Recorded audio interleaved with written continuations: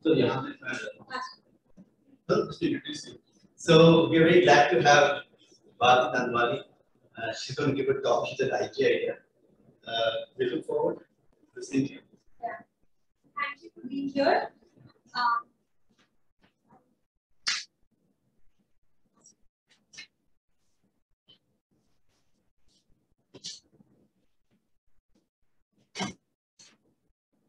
Just get back down. So the paper that I'm presenting today is titled Female Representation in School Management and School Quality, and this is co-authored with Dr. Chandan Jain, who's at International Initiative for Impact Evaluation. Let me first start with giving you an overview of what we do in this paper.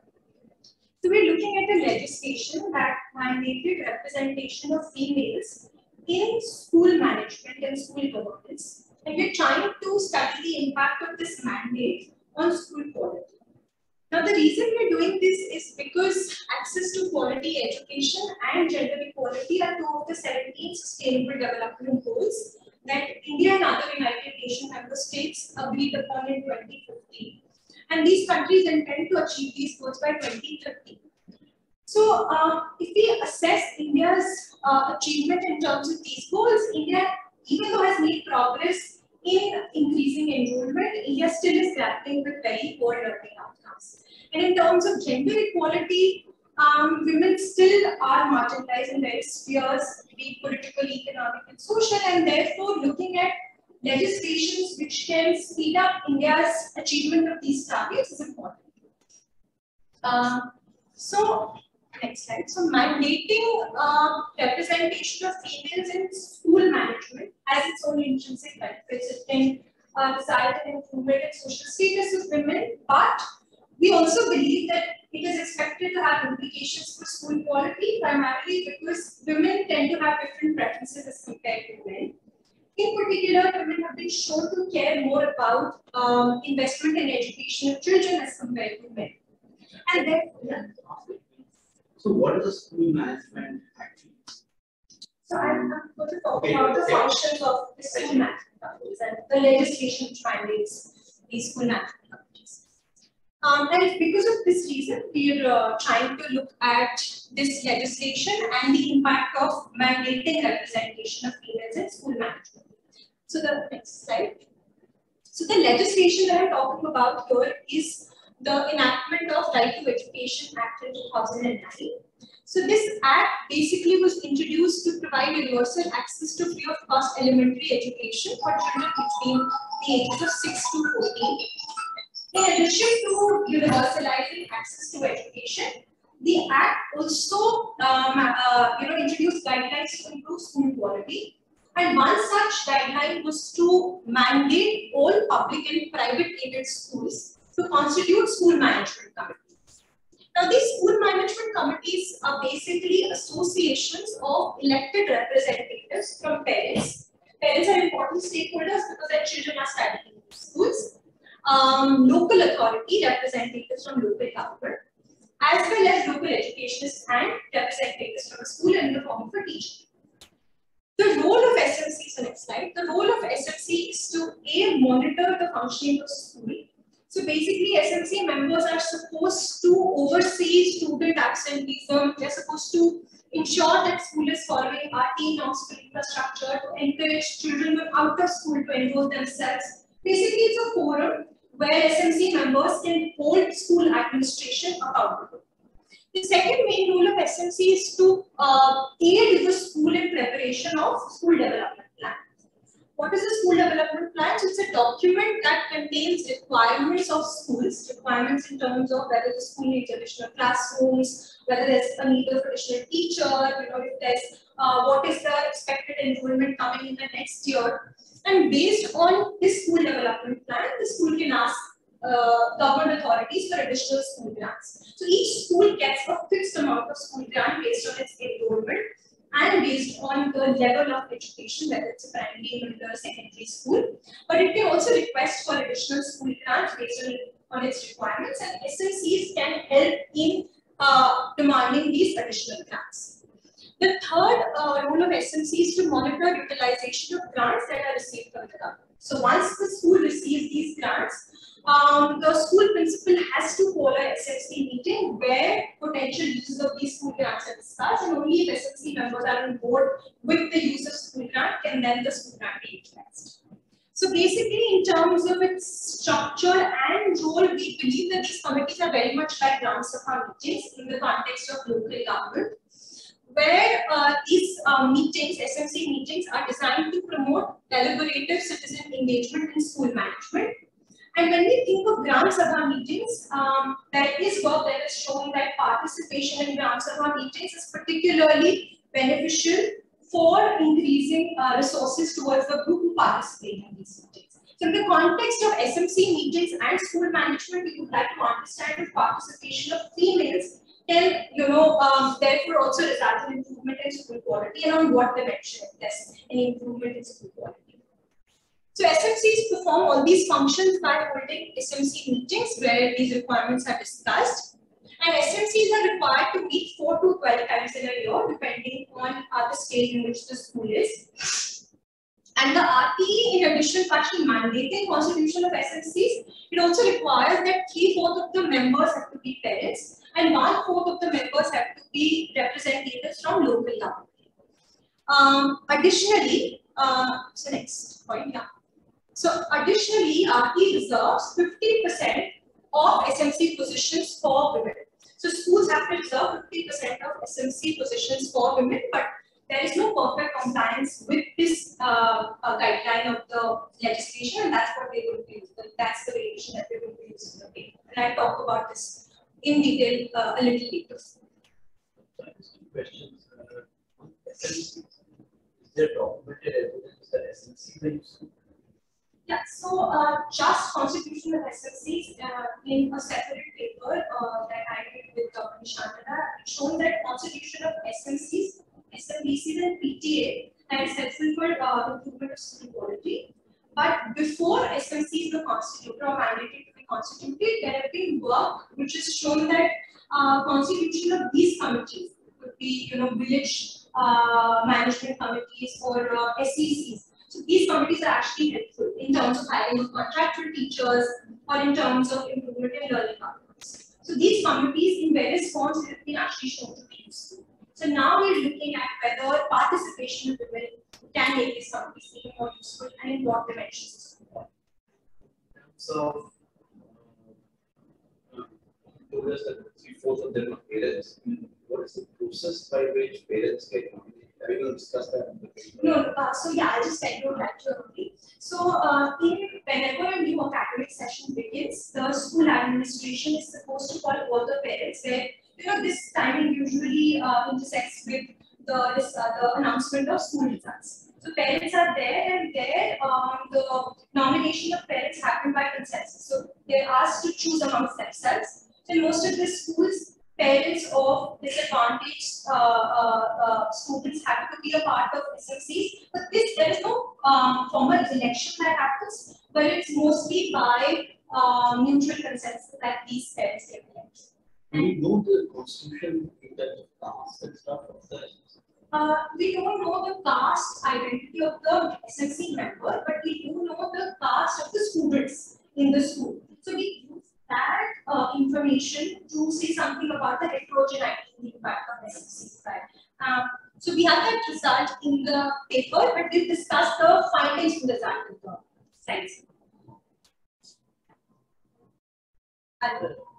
Because I guess you'll be using the constitution of the SMC and also just wondering how the election of the 50% women changes the dynamics of other leaders now that there are lesser number of SMC members. Now that there are lesser number of seats, which will be available to the others. Right. Then is it just a substitution, or is there some crowding out of particular kind of members? Or is it that essentially women are taking over what, for example, for disadvantaged community? So I mean, it's the progress to get an idea of the. So in the regression framework, what we've done is we've controlled for the total size of the SMCs. So essentially what we're looking at is if you replace one male member by one female member, what happens to school quality. But in alternate specifications, we did try just adding percentage of female members, just adding number of female members without controlling for the size, because it's possible that they're increasing female members by increasing the size of SMCs, because there's no cap on the maximum members. But the result, more or less remains the same, that once you have females, there is improvement in certain dimensions. Sorry.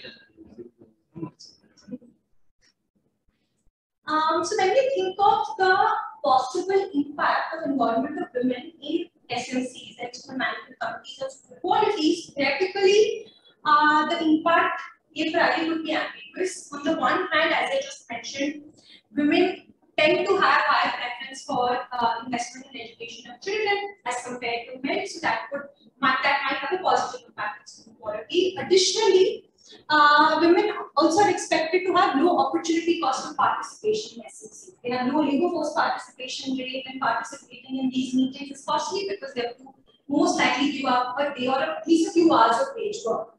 So that could also lead to a positive influence, because that increases their participation in SMCs. But on the other hand, women might be less active in SMCs, primarily because there are social constraints to their participation in various aspects of society. They might also have low awareness levels of what their role and responsibility in SMC is. And this lack of awareness about roles and responsibilities of SMC members has generally been pointed out in a few qualitative studies. And parents sometimes are not just aware of what their role is. So this problem might be even more severe for women who have low education levels or low awareness levels. So given this, we want to empirically, estimate this impact of involving more females in SMCs on school quality. There's a chat question, but we want to take it now at the end. Yeah, we can address it.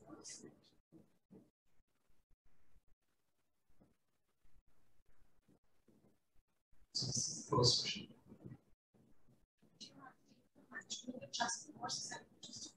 So we do know whether the school management, so whether the school is aided, unaided, or school is run by local government, state government. So we do not include unaided schools because that are not part of the RTE legislation.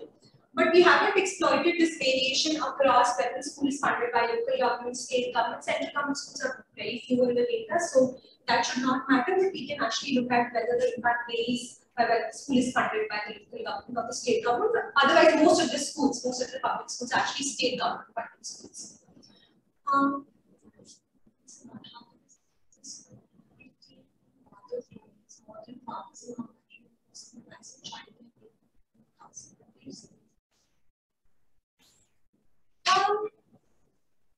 Because these are mandated committees, I'm not so sure whether this would reinforce the gender roles of participation of women. In fact, for me, participation of women in these committees could have positive externalities in the sense of increase in their social status or more active participation in other aspects of society.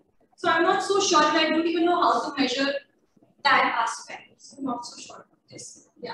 This is the criticism for anyone who puts women as having an impact on children in the immediate thought. I think very similar spirit that why should you expect that, because that women are expected to do better for children. That's why they are. So it's a much broader debate than school management. Right. But because these are governing bodies and not just women are not taking care of children at home. So I feel that maybe that should not particularly be active, but these things more from philosophy. So okay, we measure school quality using various indicators. We look at indicators that are usually considered as school inputs.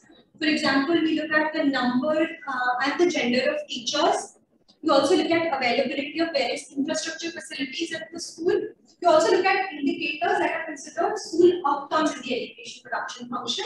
For example, enrollment and learning outcomes. And we make use of Unified District Information System for Education dataset to look at all these variables. UDIS data, as you all know, was initiated in 2012-13, and it's an annual census of schools which has self-reported information on a range of school characteristics like infrastructure, teachers, enrollment, and SMC as well. And we make use of rounds that were conducted between 2012-13 and 2017-18. So 2012-13 is the first year in which UDIS was made available. 2017-18 is the last year in which public information on all the schools is available. And we construct a panel of all public and private aided schools, which have primary and upper primary classes, as I just mentioned. Private unaided schools are not part of our sample, and also public schools which have just secondary and senior secondary classes because they're not part of our team. This gives us a huge data set, which is about 6.5 million observations. Even though UDIS has detailed information on a range of school characteristics, it does not collect information on learning outcomes for children in the primary and upper primary classes, and therefore we turn to another data set, which is ASSER data, Annual State of Education Report data for information on learning outcomes. ASSER is a household survey which is conducted annually across rural areas of almost all districts, and ASSER collects information on children's learning outcomes. And we use ASSER rounds which were conducted in 2012, 13, 14, and 16. So 2015 ASSER data is not available and hence is not a part of the study. And so next slide. Quickly looking at the summary statistics, I'll just quickly go to the table. Yeah. So, actually, more one. Yeah. Next. Yeah. So here we reported the percent. The first two reports the percentage of schools that have constituted SMCs, and we see over time this percentage has been going up, but on average we see almost universal compliance. 93% of schools have SMCs. And a possible reason for almost universal compliance, even though there is, if you read the legislation is very vague about what's the cost, what is the punishment that school would get if there is no compliance with this legislation. But the reason could be that these schools have to maintain a joint account with the school principal and the SMC president. And the school grants are credited in this joint account, which is operated by SMC president and the school principal. So therefore, probably that's why we see almost universal compliance. You mean no anything for the SMC president? So gender of SMC president. But if you read, in a lot of states, the legislation says that you should, I mean, there is encouragement to reserving the position of SMC president also for you. So, for example, we were talking to a few schools in Haryana. There we found out that in a lot of schools, SMC president is also women. We do see some differences across rural and urban areas and aided and public aided schools. And when we look at the gender composition of SMCs, we see about 50% of SMC members seem to be, 50% members are females. So again, it seems that, these schools are also complying with the 50% mandate, 50% female members mandate. But if you look at the distribution of this variable, we do see, and over time also, we do see that 25% schools are not compliant. There are 25% of schools who do not have 50% representation of females in schools. And over time, this percentage has gone down. So this probably therefore indicates staggered, compliance with this legislation, which is the variation that we're using in this table. If we look at the summary statistics for our school characteristics, I'm not going to be spending a lot of time here. I just want to tell you that on average, a school has an enrollment size of 114. And for 114 children in this school, there are about 4 teachers, 2 female teachers and more than 2 male teachers. So there are more male teachers compared to female teachers. And if we look at classrooms, there are about 4 classrooms and 3 classrooms out of those are considered to be in good condition. 75% of classrooms are considered to be in good condition. And 1 toilet each for boys and girls. So this is the summary statistics for school characteristics. We will refer to this table once we interpret our results on infrastructure facilities. So, we do not, for example, these outcome indicator, 60% and so on and so forth, when they're typically very, very noisy. Generally, we leave inputs because the state transfers money, so it does much more verification check on the inputs. Enrollment we know is a little dicey because we get resources because of enrollment. Given the legislation, shouldn't we be concerned that the schools are artificially reporting compliance to this particular? What is costless for them to say that we have 3%? Just to make sure that the people don't count money out. With nature of the dice data, whatever we believe inputs because they are tied to money. We don't believe any output like enrollment. We do, but we are a little careful. You're using asset because you don't believe really that 60% money. But this is the same nature of an outcome. That you are just, there's a requirement and whether you're complying with the requirement. What is the incentive for the school teacher, the principal, not to say, half of them are doing it? That's why I was thinking about whether the SMC bank member is a woman or not, because that's like a hard thing. Once you open an account with someone, it's very difficult to lie about that person's gender. Is there any, some of the school systems might actually have, I don't need to check that data. It might be that if you go to some states, because they have to transfer the money into the account, they will have some details about the SMC member as well as. At least the name of the president. He must have the name and basically have the gender. So it might be a good direction to go. I can see that because you yourself are using Asada, you are very defensive about the fact that, and we all know we forget that. It's because this 50 number, it looks like, it's like, it's a legislation, so. Possible. But the other thing also is that the schools are required to maintain minutes of meetings and all, right? So there they would have people who attended the meeting. So in a way, there's always a possibility that, say, some district school education officer or block education officer can also ask them for scrutiny of their minutes just to see whether actually those people are in. But maybe we know that they can always write that these are the people who attended because they won't be taking any photos and all. So that thing, I guess, always sort of remains. And in some way, we might be able to sort of control for that, given that we're looking at the same school over time. So if there's a school which has a habit of sort of doing that, then in some way that should get controlled because of the school excellence, right? But not completely, but that is a problem of dice that we do recognize that. Maybe there's some matching thing you could do for one or two states if you can get the data. Right. You just show, like, there are some questions here. Can you discuss the female members' characteristics, some texture about who these people are, whether their voice, whether their bank accounts, how important would they be? Currently, within DICE, we don't have information on these women. We only know that whether these women are parents or they are members of local government. That variation we make use of, and we do see that for some outcomes, some aspects of teacher school quality, local government representation is important. Some aspects of school quality, female parents are important. That's the only variation that we have in terms of characteristics of these females. But when it comes to whether they're just reporting, we haven't talked to a lot of schools, but we talked to just 8 or 10 schools. We did see their minutes of meetings as well.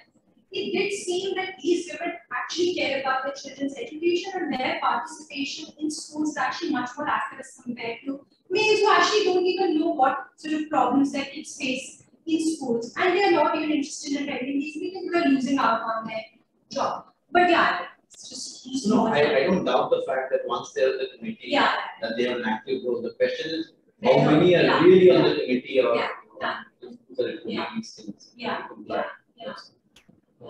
Maybe a secondary data set that she has this information might be if other school data does that capture I haven't seen the school part of the assessment. What about virus? Virus, violence in the school survey. Right? Yeah, So and they might also have, has, they will have details about, so something like that, some matching kind of little more texture survey kind of data. Yeah. Violence.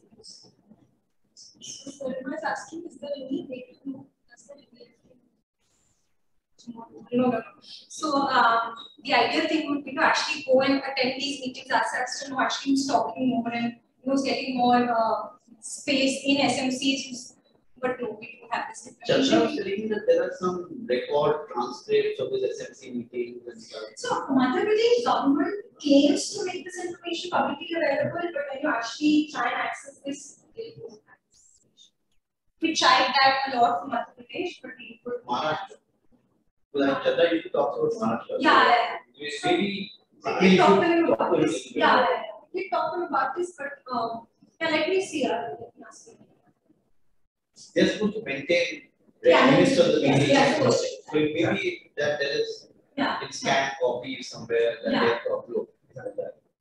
Yeah, maybe. Madhya Pradesh said that it is doing it. Doesn't seem to be doing it. Yeah. So now I'll discuss the methodology, but I have to say this here that there are, obvious heterogeneity concerns in estimating the research question. Schools which have better representation of females in SMCs are expected to be different from schools which have low female participation in SMCs, and these differences could be driving the differences in school quality. Additionally, schools which improve their school quality over time can actually then increase their female representation in SMCs. So we try and control for as many sources of heterogeneity as we can, but we recognize that there could still be some factors which could confound the impact of female representation in SMC. So we're essentially estimating this regression equation here, where Y is an indicator of school quality for school I in state S at time T, and we're regressing this on number of female members in the same school in the last time period. So we're working with the one time period lag, and we've controlled for the total size of SMC. So as to make sure that we partially have the impact of size of SMC when there's an additional female SMC member. So we're essentially looking at what happens when you replace one male member by one female member. And we have school fixed effects. So we're controlling for all school specific time invariant variables that could be impacting both school quality as well as gender composition of SMC. We have year fixed effects. We have state cross year fixed effects controlling for state level policy changes, political environment. And we also have initial school characteristics interacting with year fixed effects. So initial school characteristics that could impact future school quality as well as representation of females and SMCs are controlled for. And our standard errors are clustered at the school level. We also check the robustness of our results to district specific linear factors and our results, but we haven't reported the results. So our coefficient of interest is beta, estimated beta. The next slide that has. So we first start with reporting the results with respect to school inputs and teachers particularly. So all the dependent variables here are log transform, and we're going to be focusing on specifications 2, 4, and 6 because they have all the control variables. And here we see that if you increase number of female members in SMC by 2 standard deviation, which is very close to increasing female members by 10, there is increase in the number of teachers. Particularly, we see 1% more female teachers and almost 1% lower male teachers. Now, there are 2 takeaways from this table. One is that more female members in SMC is favorable for gender equality in schools because in summary statistics we saw lower number of female teachers as compared to male teachers. But the other thing is that even though these coefficients are positive, they are very, very small. They're very small effect sizes. Now this could reflect what has already been discussed about teacher hiring in India, which is that teacher hiring is an extremely slow process.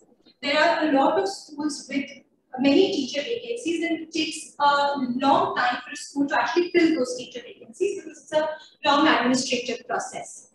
To the extent that these SMCs have deliberative powers, we can communicate the requirement of teachers to higher government authorities. We do see some effect, but these effect sizes are probably constrained by various administrative approval approvals that need to be taken once you hire teachers. But these effects could also be indicating that SMCs might actually be hiring contractual teachers.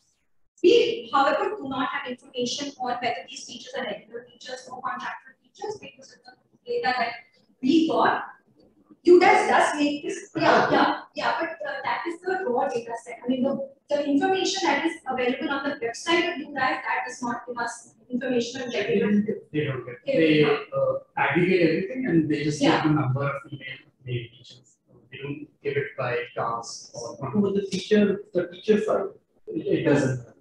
So they contractual or they collect it, but they don't release it. It's an important part of this thing because otherwise I would be very, very apprehensive because teacher hiring, government teacher hiring, what role does the school even have?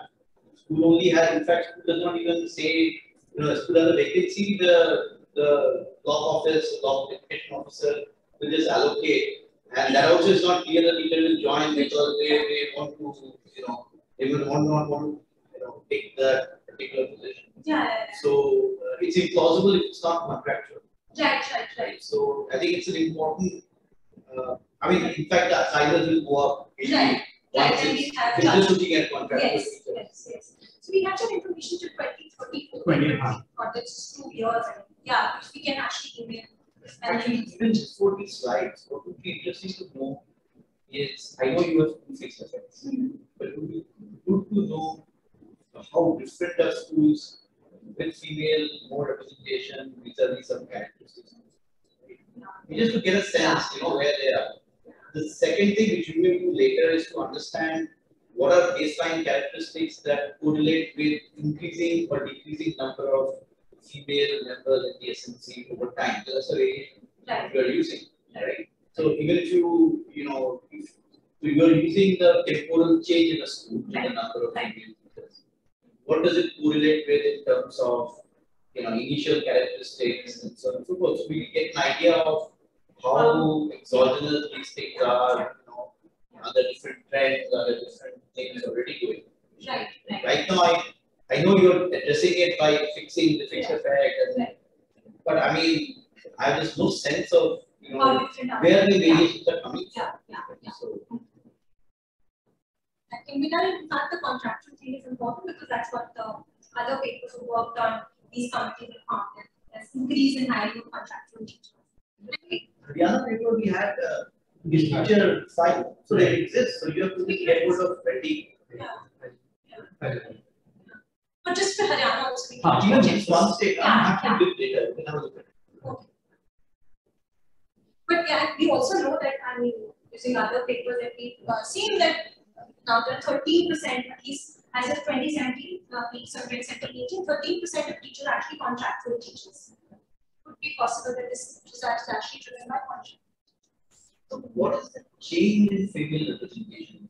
You've told us, given us a sense of the cross-sectional type or two cross-sectional averages. So what I would like to know is from 2012 onwards, how has the female representation kind of changed over time? Because that's the variation that is identifying everything in your right? Is it that it's one more member? Is it like went from 0 to 50? Did it go for so that is very important understanding of these stages. So when we look at summary statistics, in the summary statistics table, we do see on average it has been 50 over time. But if you look at the distribution, we do see, starting 2012, there were about 50% schools who did not have this 50% representation, and slowly over time this reduced to probably 15% over time. So we could present that. This is including the extensive and the intensive yes. right? Yes. Those who did not comply, and then within that. This is just 93% of the schools. So all the schools which had SSs.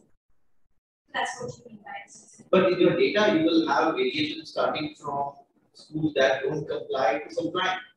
So it may be, let's say, in principle, going from 0 to 2 members to 4 members, things like that. That's the variation you're using, right? Take a school, starting number of members, then over time the number of members keep changing. Yes. Now, does it change monotonically? Does it a year-to-year fluctuation? Is it, one way it's increasing over time?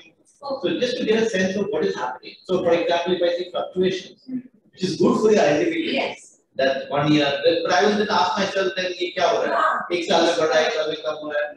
You know, given that you're using that variation, Right. it's important to understand that variation. Right.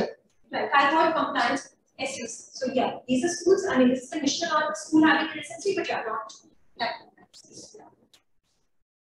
Yeah. So now we look at the qualification of teachers, and here we see if you have 2 standard deviation additional female SMC members, you have 16 percentage points increase in proportion of teachers that have graduate degrees, 9 percentage point increase in teachers that have professional degrees, and also high likelihood of that the school will have a head teacher. Increase in the likelihood that the school will have a head teacher.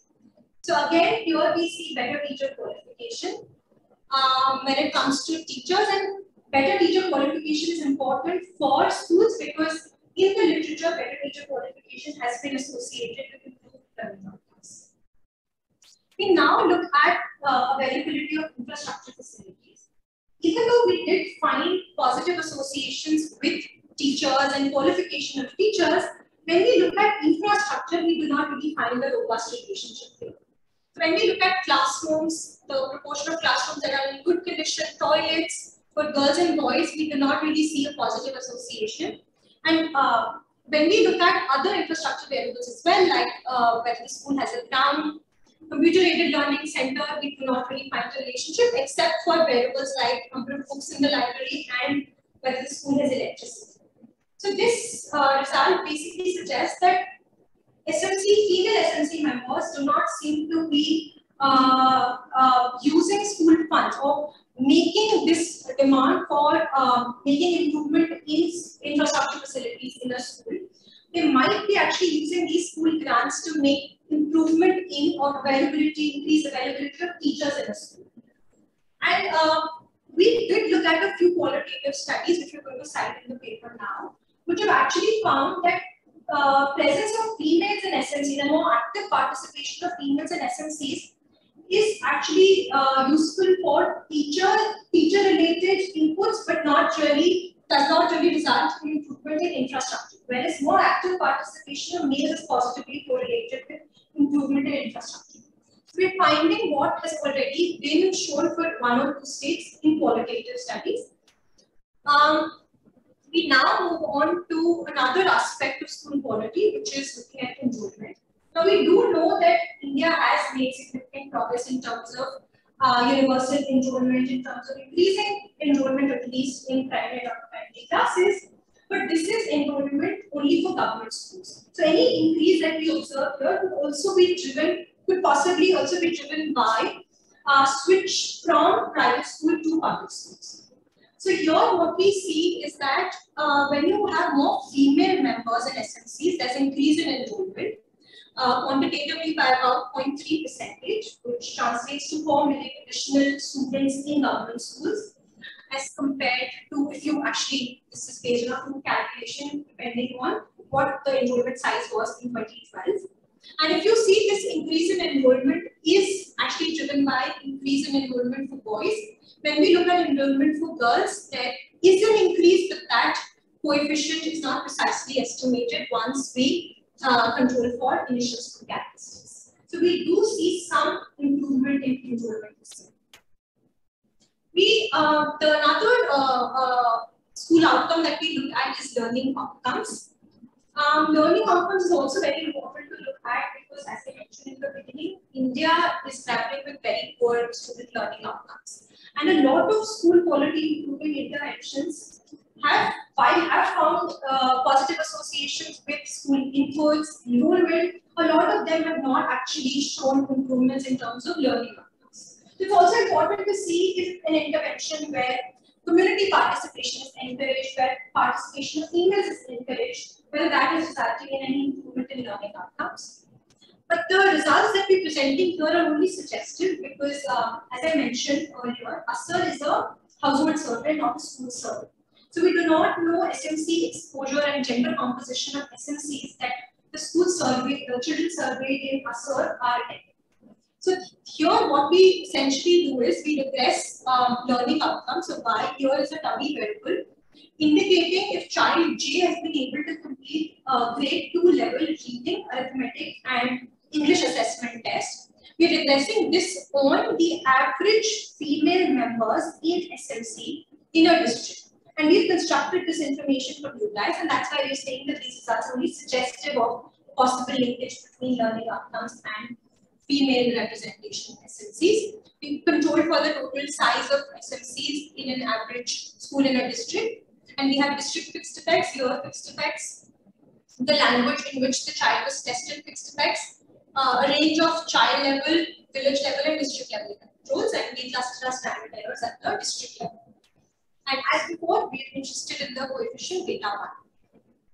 So when we look at our results here, and we just look at first 3 columns, what we find is that increase in female members in SMCs by 2 standard deviation is associated with increased likelihood that the child is able to complete reading, arithmetic, and English assessment tests by about 13 and 23 percentage points. So there is improvement in learning outcomes for students when you have more female participation in SMCs.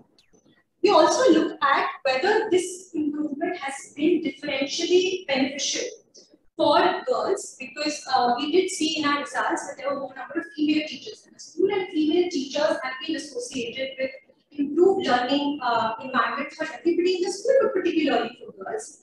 But it's also possible that these female SMC members could be undertaking policies or could be undertaking measures which are particularly important for girl children. So here we present these differential results, and we do see, if we look at row 3, the coefficient of girls negative in all these 3 columns, suggesting that girls do have lower learning outcomes as compared to boys. So this learning gap between girls and boys is already being documented. That's what we're finding here as well. But this gap also reduces once you have more female members in SMCs, as indicated by the positive differential coefficients, the coefficients of the interaction terms. So this suggests that female SMCs. What's the average number of female students? So average number of female SMC members. Yeah. So average number of female SMC members would be close to 12 to 13. And so here a standard deviation is about 5. So 2 standard deviation about 10. That's a huge effect. Yeah. For example, for girls who completely negate the disadvantage. 0.7. So you. Well, multiply 0.08 by 10, that's 0.08. Right. So 8%. Yeah. Yeah, which is the same size as the girl coefficient. We'll take number 5, right? Right. It means that a standard deviation change in the number of SMC members Right. When you have is going to completely make girls and boys the same. Yes. When you can addition. Yeah. Is that true? Yeah, that is true. But in fact, on the 6th, it goes the other way. Yeah. We get positive, girls will start doing better than boys. Right. So, Is it 12 or 7? 6. 12 is, I think, 12 is the total size. Yeah. I mean, it is in the same magnitude as 0.08. Maybe it's 0.06. Yeah. But still, it's नमस्ते like, बोलिए हाँ multi medicine तो उस दिन लिए ना अभी time नहीं हुआ है नहीं so no विनुष्य मैथ्स चाहिए वो कोई आके ले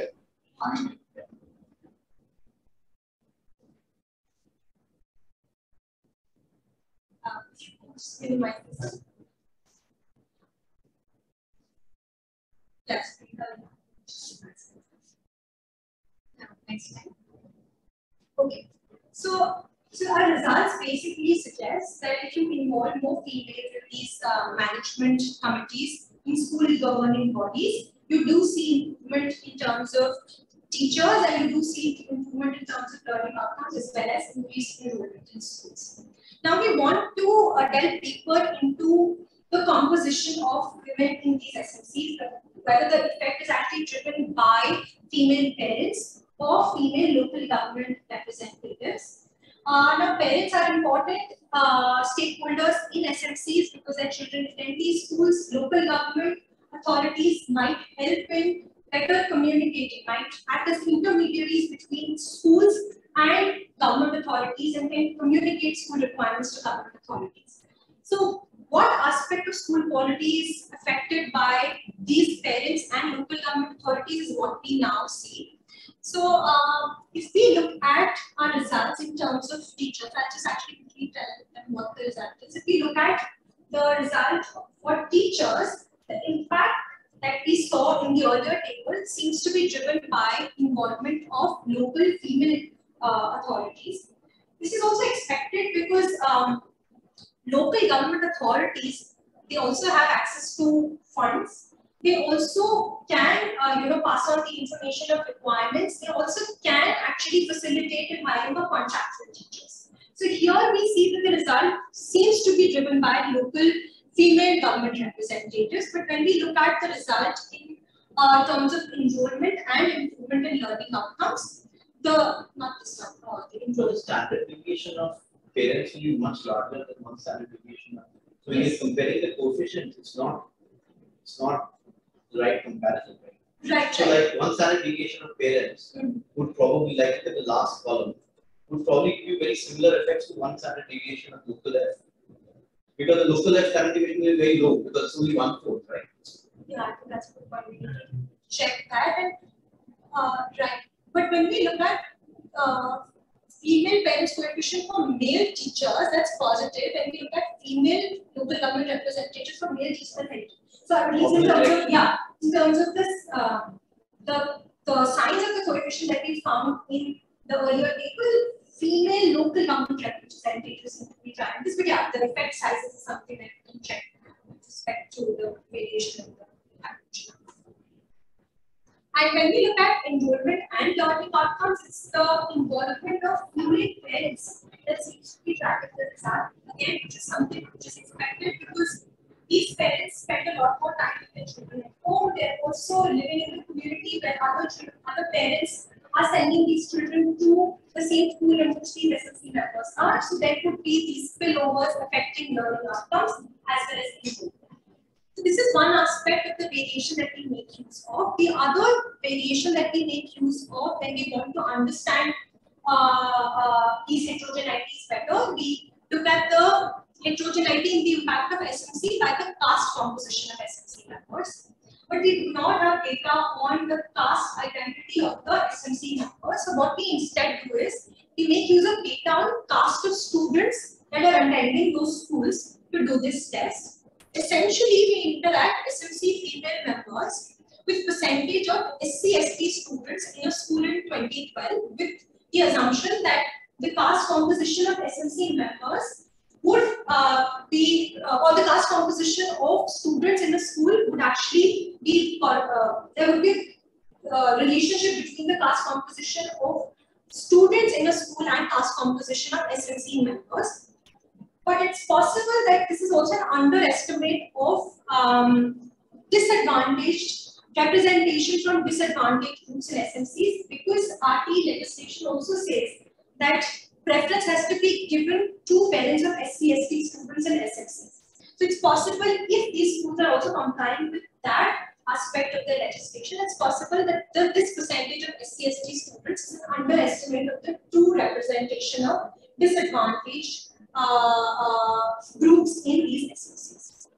What we do find, we don't have the tables here. If you want, you can. I can actually show you those tables in the paper. What we do find is that for all the results that we are getting, the coefficient of the interaction is negative, implying that the effectiveness of women in SMCs is lower in committees where there is dominance by disadvantaged groups. That could basically suggest that, we feel that this could be driven by two reasons. One is that these females they belong to disadvantaged caste groups. So there's this double burden of disadvantage. They belong to the disadvantaged identity of gender. They also belong to the disadvantaged identity of caste. The second reason would be, which has been shown in the existing literature, that SC/ST women actually have a higher labor force participation rate as compared to advantaged women belonging to general caste. So for SC/ST women, it might be costlier as compared to women belonging to general caste to attend these committee meetings. that could be another reason why we're finding negative differential association between SC/ST composition of SMC and school quality. Or if you look at just only SCA or ST only schools, so you basically remove all the children are from the same class, then you're basically going to get parents of the same class. So basically, you remove the class component from that. That's the only thing that varies is the female. Yeah. There are many schools like that, one class schools. Yeah, right. You look at that subset. Right. So I'd like to conclude now by saying that the results of this study basically suggest that decentralized governance of schools, particularly with the involvement of females, has a lot of potential to improve school quality, and that on multiple dimensions. And this is an important policy input because a lot of interventions have found improvement in one of those aspects of school quality, but not on multiple dimensions. And that's also important because this is a relatively inexpensive intervention where involvement of community, particularly of females, has a lot of potential to improve school quality. But we have two observations. One is that even though these are deliberative committees, the role of SMCs could be more precisely laid out for a better for a more effective participation of women in these committees, so that the impact of school quality could even be better. The second observation is that RTE does not extend this constitution of SMC's mandate and involving women in these SMCs to private unaided schools. Now, about 35% schools now attend private schools. So, if these SMCs have the potential, and particularly participation of women in SMCs have the potential to improve school quality, maybe policymakers could also consider extending this guideline to private schools so that environment of learning could be made better for all students, not just public school students. Let someone ask. Yeah. So we did check that, and we particularly, I don't remember this. It wasn't because of primary or secondary, not secondary. Basically, it's primary and upper primary. Secondary anyway are not part of our sample because just secondary schools are not. Majorly primary school.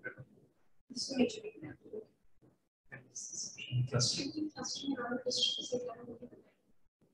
So we did try clustering at the district level, and results don't change. Yeah, so our results remain robust to clustering, and we mentioned this as a robustness check in the paper. What level are the results? Yes, sir. Yeah. So I But think you could restrict your sample to the people who go to school, and sir, and the variable whether you go to school. that's what we're doing. It's only government schools. Yeah. So I mean that answer. I mean you are testing them at home, Yes. but they are not. They're basically. They're attending government schools.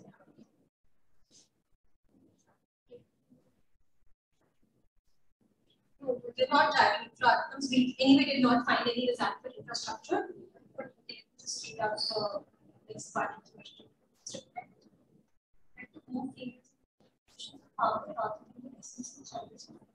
So that's one of the channels through which these local government representatives will actually be driving the result.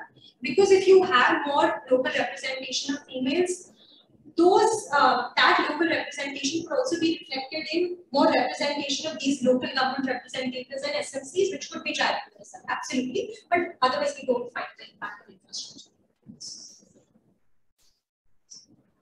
What about placebo?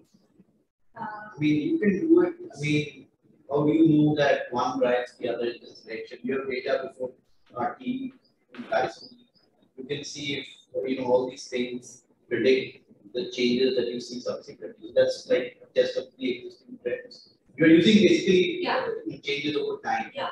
So you can, I mean, whether you can provide a mechanism or not, you can provide evidence that it's not like these things were already happening in that direction.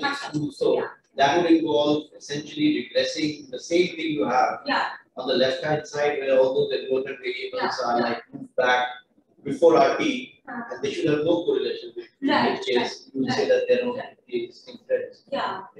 Shift the ordering around to see if you randomize the order of the years.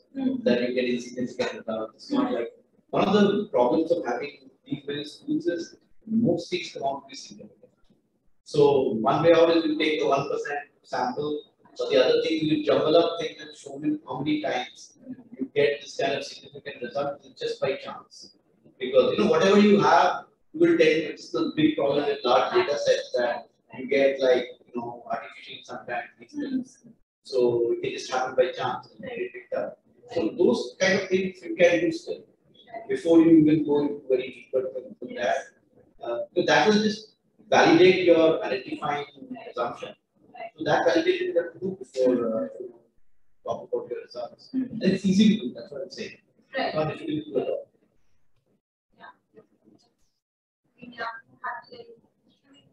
There's this problem of erosion like you always discussing results here that also solves this question. Driven by system. Yeah, that essentially those tools which show changes in after RT are not schools that show changes in these variables anyways. Right? Right. Yeah. So that school fix array does not take care of Right. that. But you can show that. Right. Like you look at Foster's paper of this opening of IT center, all those papers, you see that there are various ways to formulate it. You can throw the number of females on the left hand side, right hand side, you can lag enrollment to show that they're not predicting anything. So I mean this idea that there are some pre-existing trends can check with many specifications. I think you should have not only school, you should have school time clustering. Because there are two, anyway, if your treatment is at the school level, so I understand your treatment is also changes in number of representation. There can be reasons in particular, time because of increasing pressure that there are schools that are taking up these things. So two-way fixed effect, two-way clustering. Okay. Yeah.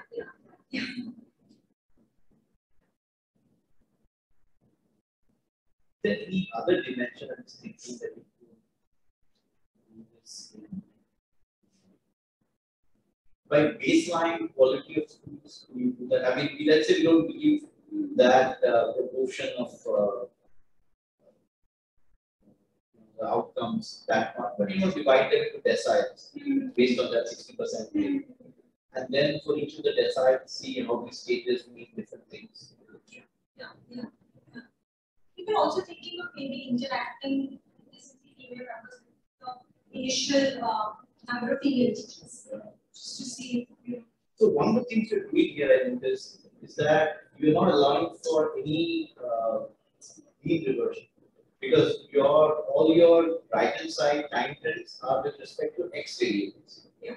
But you should basically have a mean reversion idea where you interacted with the baseline Y.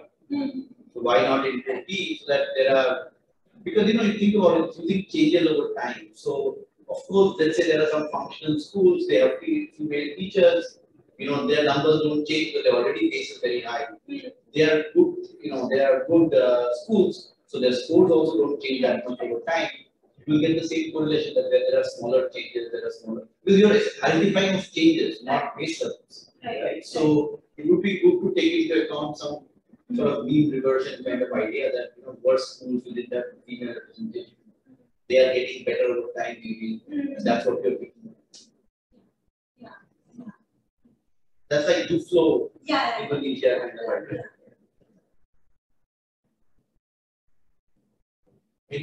I think people can speak. Any other questions?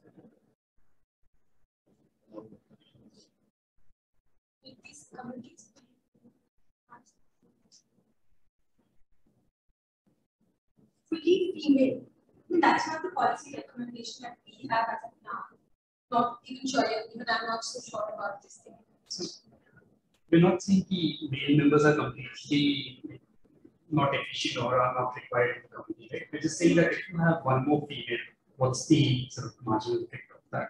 It might be a case that male members might have, say, some other, like, they might bring something else to the table in that company, right? So they might be able to say bargain better with the local contractors, or maybe something else that the female might not be able to, but not saying that you should be making it completely female. How do you rule out the channel that those schools that comply with the norm get better facilities, better teachers, they get more enrollment? Like the government just gives more money if you comply. With the 50%. With the 50%. How does that rule this out? What we were thinking was basically Your idea is that this thing they are lobbying for. Right. Let's say the only requirement is that you comply. If you comply, you get money. If you get money, you have bigger schools, you have, can hire female, whatever, you have more contractual teachers, which may be female.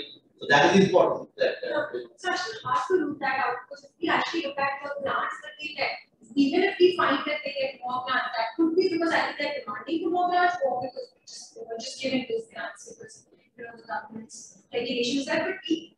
This could be a more informal channel through which the government is saying you have to comply with this guideline, then we give additional funds. But if at all it was formally there, we can read up these legislation and we can find out if at all this was a part of the guideline or not. But otherwise, it's hard.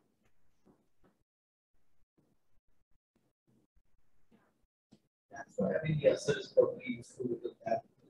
Well, of course, I mean, if you get more resources, you might be able to provide better schooling. If you plug that channel, is there anything that, like in the other regression, if you were to plug in all the inputs, right, that you have the same teacher here, and then see if there are still incremental outcomes. Yes, there are. So what we did was we basically in order to understand if this is completely driven by teachers that we got teacher qualification. We did see, I mean, there was a slight fall in the coefficients, but we did see even then significant results for learning outcomes. The coefficient of female SNC members reduced. But why does teachers just do it for everything that's in it? In fact, you want, actually in your story, you want it to follow along. So then you have some sort of causal mediation. That that's the reason that these people are lobbying for for better, more teachers. That's why learning outcomes are improving. Right? You actually want the coefficient to follow. If it doesn't follow, then you're still not able to tell us why teachers matter because it's not driven by these things. So, but you only look at teachers. If you look at other, and maybe construct other indicators of this average number. So, for example, it seems to be a very school-driven thing. So maybe like proportion of schools that have around 50%. Just have a session. So that will take into account some extent that is distributed differently. It's a different kind of descriptive. The average is only one, right? One of the descriptives. So yeah, in the other regressions.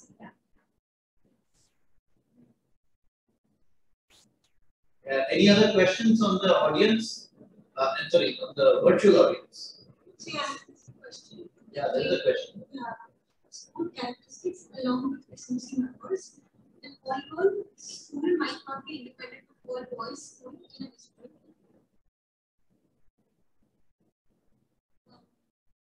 Yeah, we did restrict. I mean, I don't fully understand how the first part of the question is related with the second part, but we did try and check our results specifically for all girls and all boys schools, but because all girls schools are just 3% of the sample and all boys schools are just 2% of the sample, it didn't matter. No, I think he just says that you should cluster at the district level because there can be correlations between different kinds of schools in the district. It was any continuation. You said the result will be district clustering, so it's fine.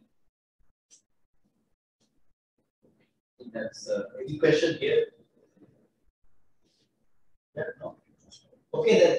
Thank you. Very much. Thank you very much.